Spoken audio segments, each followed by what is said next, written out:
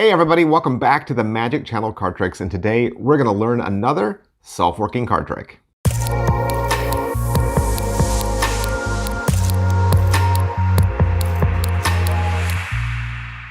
Hey everybody, welcome back to the channel. Thank you guys so much for being here. Today we're going to learn another very easy self-working card trick. That's what we do here at the channel. We teach beginning level magic tricks so that you can learn them, practice them, and fool your friends. And we teach tricks with playing cards, paper clips, paper, pencils, whatever you got lying around the house, okay?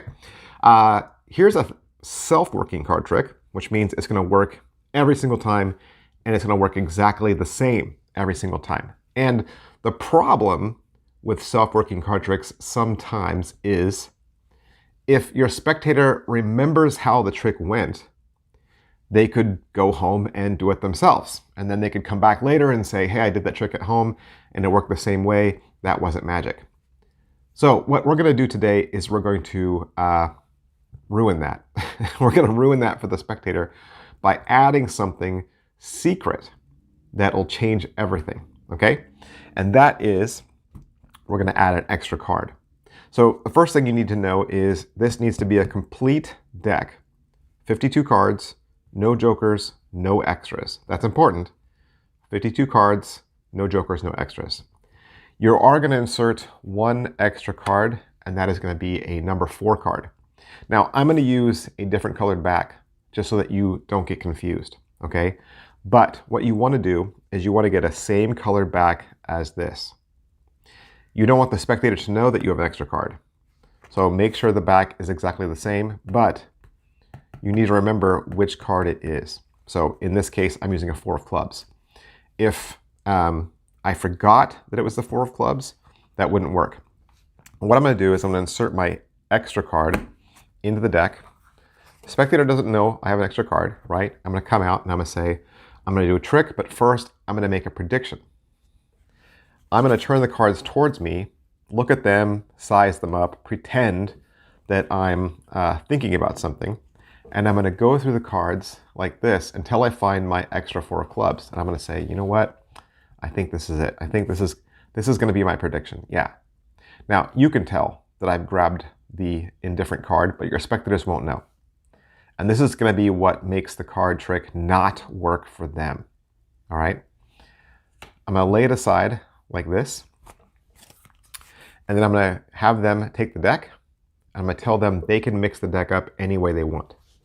So let's say they take the deck and they mix the cards. And you'd say, now, the cards are in a completely new configuration. I don't even know what order the cards are in, right? And anybody could have mixed them up differently, and the cards would be in a different configuration, and they would agree. Say, okay, here's what I want you to do. Deal 30 cards down to the table, okay? So we're gonna deal 30 cards down to the table. 1, 2, 3, 4, 5, 6, 7, 8, 9, 10, 11, 12, 13, 14, 15, 16, 17, 18, 19, 20, 21, 22, 23, 24, 25, 26, 27, 28, 29, 30. Okay? From this pack of 30, say separate into red and black. So they will separate out all the black cards from the red cards. I'm just going to deal those out like this. Done. And I would just double check their work and say, okay, yeah. From this first pile that they dealt, the 30 cards, we're going to remove the reds like that. Go get the rest of the pile and tell them to do the same thing. Separate red from black. So again, doesn't take too long. You can think of something to say, talk to them about. Again, check their work. This time, you're going to keep the reds. Okay? So now you have a shuffled amount of black and a shuffled amount of red. You could say again, remember you shuffled the deck. There's no way we could know how many were in each. Count how many are in black. 1, 2, 3, 4, 5, 6, 7, 8, 9, 10, 11, 12, 13, 14, 15, 16, 17. And count how many are in red. 1, 2, 3, 4, 5, 6, 7, 8, 9, 10, 11, 12, 13. 13 and 17. What's the difference between 13 and 17? I believe it's 4, right? And it'll be 4 every single time. The difference between this pile and this pile will always be 4, okay? So the reason why it works is math. Math and probability, but it will not work if you don't have a complete deck, okay? And it'll also not work if they removed the 4 card from their deck and tried to do this again. It wouldn't work. It would be off because you need a full deck of 52. So the only reason why this works is because you had an extra 4 and they don't know you have an extra 4. This is how I would do it. You could do it with a regular deck and then just write a prediction if you wanted to do it that way. Let's say you had a piece of paper and you said, I'm going to make a prediction, and you'd write the number 4 and you lay the 4 aside. You could do it that way. The other way you could do it is, let's say you had 4 indifferent cards and you just left those on top of the deck. Okay. Maybe you had 4 extra cards and nobody knew. And you said, oh, you know what, I'm going to make a prediction. Let me just see what. Okay, I think I'm going to make, this is going to be my prediction right there. And you would lay 4 cards aside, but they would be 4 extra cards and nobody would know. Okay, but you clearly are moving some cards across, but you're not going to show them. Okay, you're not going to show them. You're just going to kind of make a little pile and say, okay, that's my prediction.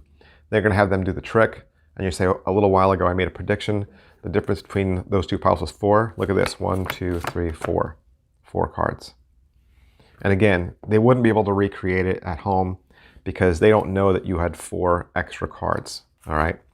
So that is a super easy trick for you to do. So again, just to recap, you have a whole deck.